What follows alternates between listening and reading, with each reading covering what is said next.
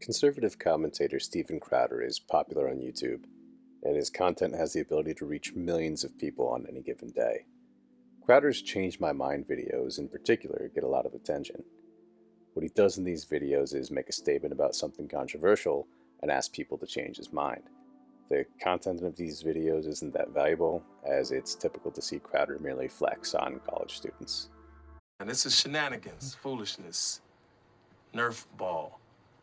Live a sweet little nerfy life, sitting on your biscuit, never having to risk it. It's silly that Crowder matches himself up against college students, but I think what's worse is how he presents some of these controversial topics to his audience. Today, I want to take a detailed look at the first 2.5 minutes of this video, Opposing Voter ID is Racist, to show you the viewer manipulation tactics Crowder uses in the beginning of the video that intentionally create a warped narrative about the topic of voter ID. His introduction is propaganda. It's not meant to inform his viewers, but instead to agitate them about topics like race and politics. And it tries to convince them to view anyone on the other side of Crowder's stance as defending a silly or ridiculous position. Let's take a look. Argument has been repeated ad nauseum that voter ID is racist. So if voter ID is racist, I think actually the opposing voter ID is far more racist. And everything you've sort of presented here is that minorities are not able to get access to vote identification. Less so. That's not true. Time for Change My Mind, long-form conversations on controversial topics where we get to rationalize our positions. I want to focus on Crowder's specific use of the word rationalize to describe this format, because using a word like rationalize dissolves him of a lot of responsibility. Crowder technically doesn't have to present solid information for his audience to critically analyze, nor does he even have to be correct. One can rationalize any point without concern if that point is accurate or truthful. The point just needs to seem reasonable for it to fulfill rationalization standards. Considering Crowder's content reaches millions of people, it would be ideal if Crowder set a higher bar for himself than rationalize. As always, just comment below which topics you'd most like to see in future installments. Today, now you've all heard about how voter ID is racist. Here, Crowder makes a statement that we've all heard about how voter ID is racist. And to prove this to you, Crowder is going to show a montage of news and entertainment shows talking about voter ID. Instead of using this opportunity to better inform his audience on the topic, notice that the clips are edited to avoid providing any context to the audience, and that threatening music has been edited into the background of the montage. This is intended to keep the audience uninformed and produce an emotional response instead of a thoughtful one. Take a look. In states across the country. Laws across the U.S. are being passed to make it harder, not easier, to vote. We've seen time and time again when Republicans can't win outright as far as votes, then they resort to what many would call cheating. Instead of trying to appeal to diverse voters, you just rather try and block their votes?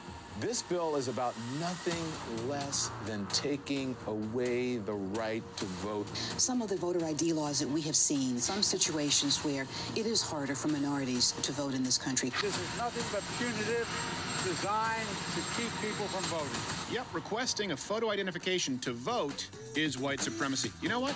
I don't buy it.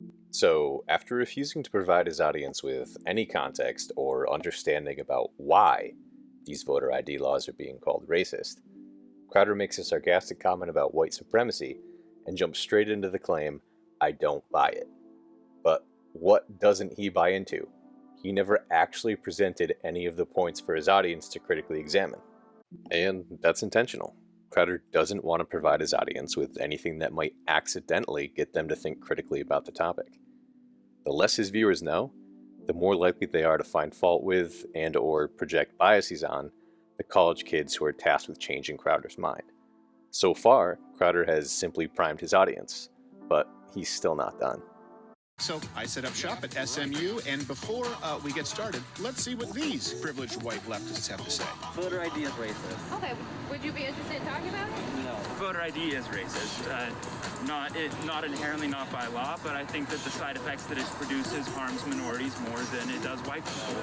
Discrimination against minority communities because of historical and institutional. I think I want to buy one. I'll say a little bit if you want. I mean, it disproportionately restricts voting on minorities.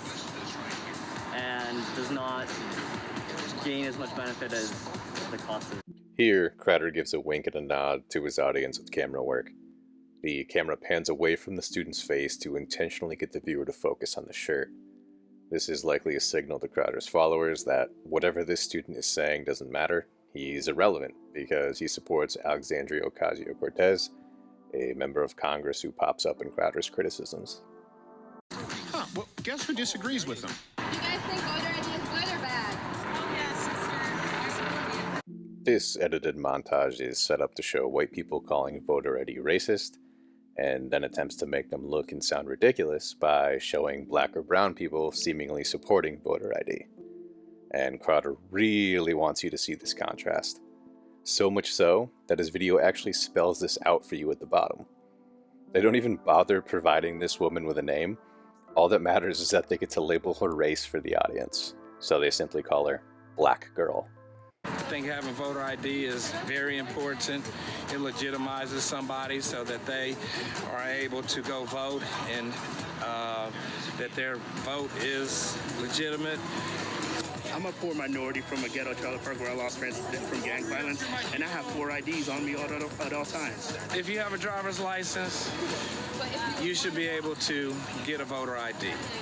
And if you pay taxes, you should be able to get a voter ID. Or if you're a kid who's 18 and older, you should be able to get a voter ID. Well then. Nowhere in the roughly 2.5-minute setup to this video that sees Crowder set the stage for how the viewer should feel about the topic of voter ID does he honestly and unbiasedly provide detailed or nuanced understanding of the voter ID laws and how they might genuinely contribute to racist outcomes. He's setting up the audience to be on his side with wordplay, context-lacking edits, and insinuations that keep viewers uninformed and manipulated about a topic that they likely haven't researched in depth. And that's the way Crowder wants it. How do I know that? Do you remember earlier in the video where Crowder was showing the montage of news and entertainment shows talking about voter ID? The one that was set to the scary music? Well, here is all that Crowder showed from Trevor Noah's program, The Daily Show. Instead of trying to appeal to diverse voters, you just rather try and block their votes? That was it. Crowder only showed his audience those 4 seconds of a Daily Show segment talking about voter ID before the Georgia 2018 elections. But here's the thing. If you provide more context to that segment, the audience gets a clear picture of how this law has racial implications. Take a look. Voter suppression is an issue all over the United States. And right now, one of the most prominent examples is in Georgia. You see, the governor's race is neck and neck. You've got Stacey Abrams, who could become the first black female governor ever, and you've got Republican, right? And you've got Republican Brian Kemp, who would become the first white governor named Brian Kemp in Georgia, I think. And because the race is so close, something like this could make all the difference. The Associated Press reports that ahead of this historic election, more than 53,000 Georgia residents have had their registrations put on hold thanks to a policy that requires their applications to precisely match information from other state agencies. And because Georgia is currently run by Republicans, I'll give you one guess as to which type of people had their voter registrations put on hold. Georgia's population is approximately 32% black, but the list of voter registrations on hold is nearly 70% black. Well. My old friend racism. I've been expecting you. Crowder didn't provide that context to his audience because it doesn't fit the narrative he's trying to push. This is why I call Crowder propaganda. He can appear personable, intelligent, and sometimes even genuine, but his content simply isn't. His material is meant to agitate, to elicit an emotional reaction out of his audience, and it shouldn't be taken seriously. So what if we did this segment, we just release it online, where we set up a table with an opinion that might be deemed controversial, and we edit nothing. We take nothing out of context. Whatever happens, we film. The education that takes place on a show I don't know how many hundreds of hours with Change My Mind. No one else has done it because it's not headline worthy.